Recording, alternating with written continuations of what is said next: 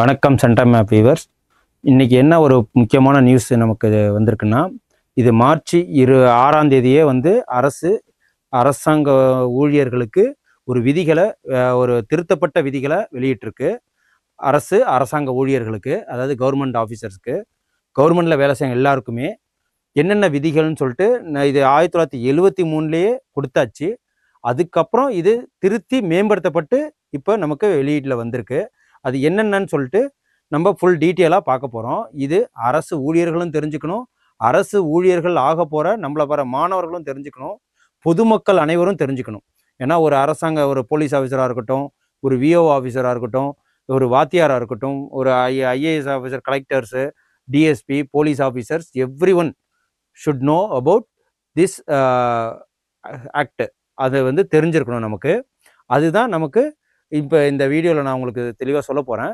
என்ன அப்படின்னா, அரசு ஊழியர்கள் வேலை நிறுத்தத்தில் ஈடுபடக்கூடாது, திருத்தப்பட்ட நடத்தை விதிகள் வெளியீடுன்னு சொல்லிட்டு இது ஒரு பேப்பர் கட்டிங்கு, பேப்பரில் வெளியிட்டிருக்காங்க. இது என்ன அப்படின்னா, மார்ச் 6ஆம் தேதி, ஓகேங்களா, சென்னையில் மார்ச் 6ஆம் தேதி மாநில அரசு ஊழியர்களுக்கு 1973 உருவாக்கப்பட்ட நடத்தை விதிகள், 1973 நடத்தை விதிகள்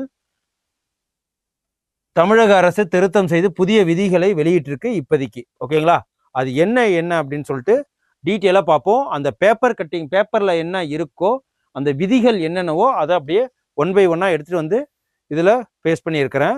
இதில் முக்கியமான பாயிண்ட்ஸுகள்லாம் நான் அந்த இதில் ரெட்டு இது போட்டு உங்களுக்கு கொடுத்துருக்குறேன். ஓகேங்களா, இப்போ என்னென்னு சொல்லிட்டு தெளிவாக பார்ப்போம். அரசு ஊழியர்கள் வேலைநிறுத்தத்தில் ஈடுபடக்கூடாதுங்கிறது அந்த சட்டத்து பேர். இதில்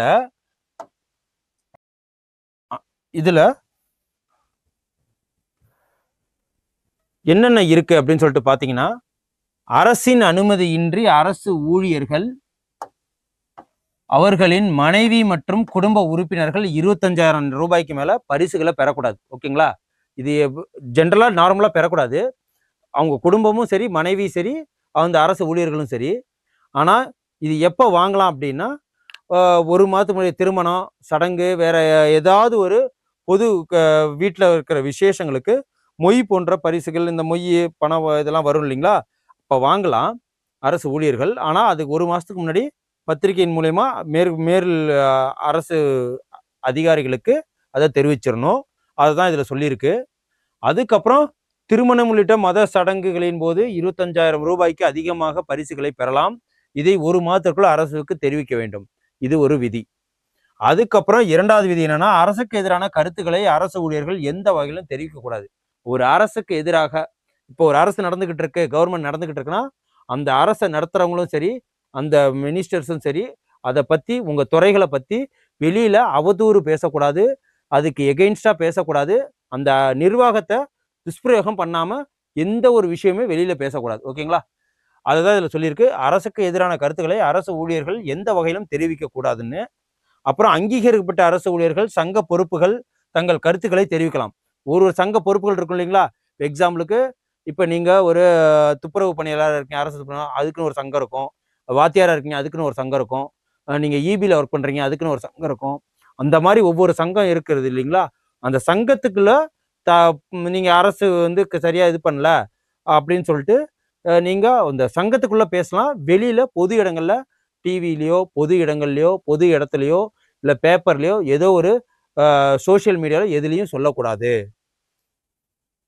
அதுக்கப்புறம் அரசு ஊழியர் தனக்கான அரசு பணிகளை தவிர எந்த ஒரு அலுவல் சாரா கூட்டத்திற்கோ, நீங்கள் வெளியில் எந்த ஒரு கூட்டத்திற்கோ அரசு ஊழியர்னு ஆயிட்டீங்க, அதிகாரின்னு ஆயிட்டீங்கன்னா, வேலைக்கு செய்யணும், சம்பளத்தை வாங்கணும், வீட்டுக்கு போகணும். அதுதான் பண்ணணுமே தவிர வேற ஏதோ ஒரு இடத்துல வேலை செய்யக்கூடாது, பணம் சம்பாதிக்கிற மாதிரி ஒரு வேலையில் பார்க்கக்கூடாது. ஒரு சங்கத்தில் இது பண்ணி அதுக்கப்புறம் ஒரு அமைப்பில் ஈடுபட்டு நீங்கள் பொது இடங்களில் நீங்கள் லாபம் தரும் விஷயம் எதுவும் செய்யக்கூடாது. அதுதான் சொல்லியிருக்கு. அலுவல் சாரா கூட்டத்திற்கோ, மாநாட்டிற்கோ தலைமை தாங்கவோ பங்கேற்கவோ கூடாது. எந்த ஒரு மாநாட்டுக்கும் நீங்கள் தலைமை தாங்கவோ பங்கேற்கவோ கூடாது. ஓகேங்களா, நீங்கள் ஒரு நடுநிலைவாதியாக தான் எப்பொழுதும் அரசு ஊழியர்கள் ஆகிட்டுனா இருக்கணும். அப்புறம் அதில் உரையாற்றவும் கூடாது. அரசு ஊழியர்கள் எந்த ஒரு அரசியல் கட்சி அமைப்பிலும் உறுப்பினராக இருக்கக்கூடாது. ஓகேங்களா, நீங்கள் ஒரு அதிகாரி ஆயிட்டீங்க அப்படின்னா, உங்களுக்கு தெரிஞ்சவங்க யாராவது அதிகாரியாக இருந்தாங்கன்னா அவங்க எந்த கட்சி சார்ந்து இருக்கக்கூடாது, அந்த கட்சிக்கு ஃபேவராகவும் நடந்துக்கக்கூடாது. நீங்கள் ஒரு நியூட்ரல் பர்சன் அரசியல் ஊழியர்கள் ஆயிட்டுனா. ஓகேங்களா? அதுதான் இதில் சொல்லியிருக்கு. சப்போஸ் உங்கள் வீட்டில் உங்கள் அப்பா, உங்கள் அண்ணன், வேறு யாரோ ஒருத்தவங்க அரசு ஊழியர்களாக இருந்தால் அதை நீங்கள் அரசு அதிகாரிகிட்ட சொல்லிடணும். வேறு எந்த வகையிலும் தொடர்பு வைத்திருக்கக்கூடாது. எந்த அரசியல் கட்சிக்கோ தேர்தலில் எந்த வேட்பாளருக்கோ ஆதரவாக இருக்கிறார் என்றால் சந்தேகம் ஏற்படுவதற்கு இடம் அளிக்கக்கூடாது. எந்த ஒரு கட்சியும் சார்ந்து இருக்கக்கூடாது. ஒரு அரசு ஊழியரின் குடும்பத்தினர் அரசியல் கட்சி அமைப்புகளில் இருந்தால் அதை அரசுக்கு தெரிவிக்க வேண்டும். ஓகேங்களா? அதுக்கப்புறம் தேர்தலில் ஓட்டு போடலாம், ஆனால் யாருக்காகவும் பிரச்சாரம் செய்யக்கூடாது, யாருக்காகவும் துண்டு பிரசுரம் விநியோகிக்கக்கூடாது, ஒரு பட்சமா நீங்க செயல்படக்கூடாது அரசு ஊழியர்கள். அப்புறம் அரசுக்கு ஏற்படுத்தக்கூடிய எந்த செயலிலும் ஈடுபடக்கூடாது. இது ஃபண்டமெண்டல் டியூட்டிஸ்லேயே இருக்கு. அரசு ஊழியர் வேலை நிறுத்தத்தில் ஈடுபடக்கூடாது, ஒரு பொது பிரச்சாரங்களில் ஈடுபடக்கூடாது, அரசுக்கு எதிராக எந்த ஒரு செயலும் செய்யக்கூடாது அப்படின்னு சொல்றாங்க. அப்புறம் அனுமதியின்றி வேலைக்கு செல்லாமல் இருப்பதும், லாங்கா லீவு போடுறதும், சொல்லாமல் நீங்க முன் அறிவிப்பு இல்லாம வேலைக்கு செல்லாமல் இருப்பதும் அது வந்து அரசுக்கு ஏற்படுத்துகிற விதிகள் மீறல் தான் அப்படின்னு சொல்றாங்க. அனுமதியின்றி வேலைக்கு செல்லாமல் இருப்பதும் கடமைகளை புறக்கணிப்பதும் போராட்டமாக கருதப்படும் அப்படின்னு சொல்றாங்க. அப்புறம் அனுமதியின்றி அரசு அலுவலக வளாகத்திலோ எங்கேயுமே கூட்டம் போடக்கூடாது, பிரச்சாரம் பண்ணக்கூடாது, எதுவுமே செய்யக்கூடாது.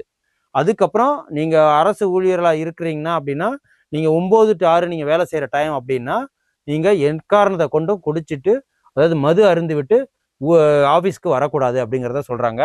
அரசு ஊழியர்கள் மதச்சார்பற்ற தன்மைக்கும் எதிராகவும் அதாவது எந்த ஒரு கட்சிக்கும் எந்த ஒரு மதத்துக்கும் போட்டக்கூடாது. இப்போ நீங்க முஸ்லீம்ஸா இருக்கீங்க அப்படின்னா நீங்க இந்துவை எதிர்க்கிறதோ, கிறிஸ்டின்ஸ் இருக்கிறதோ, இவ்வளோ கிறிஸ்டினா இருக்கீங்கன்னா இந்துவை எதிர்க்கிறதோ, முஸ்லீம்ஸ் எதிர்க்கிறதோ, இப்போ நீங்க ஹிந்துவா இருக்கீங்கன்னா முஸ்லீம்ஸ் எதிர்க்கிறதோ, கிறிஸ்டின் எதிர்க்கிறதோ, அந்த மாதிரி பாரபட்சம்லாம் எல்லாருடைய சகோதரத்துவம் இருக்கணும். இங்க மதத்தை எந்த ஒரு மதத்தையும் நீங்க இழிவுபடுத்தக்கூடாது, எல்லாமே ஒன்று அப்படிங்கிற மாதிரி இதில் நடந்துக்கணும் அப்படின்னு சொல்லிட்டு அரசு ஊழியர்கள்னா எப்பொழுதுமே ஆஃபீஸ்லையும் சரி வெளியிலையும் அப்படிதான் நடந்துக்கணும்னு சொல்லியிருக்காங்க. அதுக்கப்புறம் இந்தியாவோட இறையாண்மையை ஒருமைப்பாட்டையும் நம்ம பேணி காக்கணும் அரசு ஊழியர்கள் அனைவரும். அப்புறம் இந்தியாவில் இறையாண்மை, மைப்பாடு, அமைதிக்கு ஒருபோதும் எதிரான நோக்கங்கள், செயல்பாடுகள் கொண்ட எந்த ஒரு சங்கத்திலும் உறுப்பினராக இருக்கக்கூடாது. ஓகேங்களா?